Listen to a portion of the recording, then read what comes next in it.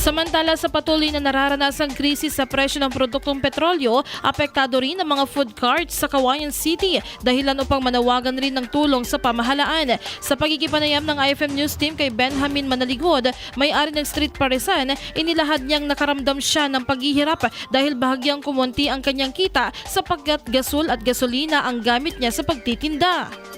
Kami din ang hirap kasi bukod sa mamahalin na lahat, lalong-lalo na yung gasolina mula nung tumaas. Imbes na yung kakarga mo 100, nagiging 300 na kasi ilang litro lang yung kasi 100. Kaya mahirap din, mahirap. Sobrang taas ng gasolina, mga gasol. Lalo sa akin, yung gasol ginagamit ko. Pag dumating po ako ng umaga rito, maghapon na po yung nakaandar. Maghapon na nakasindi po.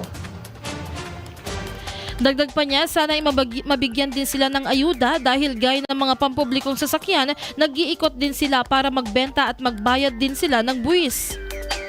Sana naman po maging patas kung yung mga tricycle, mga operator ng mga jeep, utility van, meron silang mga ayuda. Kami rin dapat sana, ang mga vendors, kasi nagbabayad din naman po kami ng buwis. Babayad din po kami, sana meron din sa amin kahit kaunti pa. Samantala, nananawagan naman si Ginoong Joe Michael Dagon sa mga namamahala sa vendors. Aniya, dapat magbigay ng ayuda sa mga nararapat mabigyan, gaya ng mga may permit at hindi sa mga bogus vendors. Kung sino man po yung namamahala sa mga vendor, sana ang mabigyan talaga yung nararapat na vendor na mabigyan. Yung kagaya sa amin, may mga permit kami, sana kami po yung mabigyan ng pagkakataon na makatanggap din ng ayuda, hindi yun.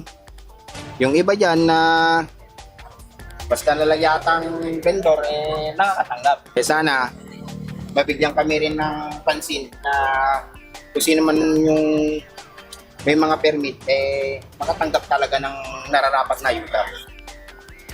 Sa huli ay nagbigay siya ng paalala sa mga kapwa street vendors na magtulungan at magmahalan at hindi nagbabangayan sa pwesto. Ang mapapayo ko lang sana sa kapwa nating mga vendor, kailangan magtulungan lang tayo, magmahalan. Kung meron man dayo o meron man nagtitinda, wag na sana natin palsin kasi para lang tayo naghanap buhay. Gusto din natin mabuhay ang pamilya natin. Dapat nagmamahalan lang tayo at nagtutulungan.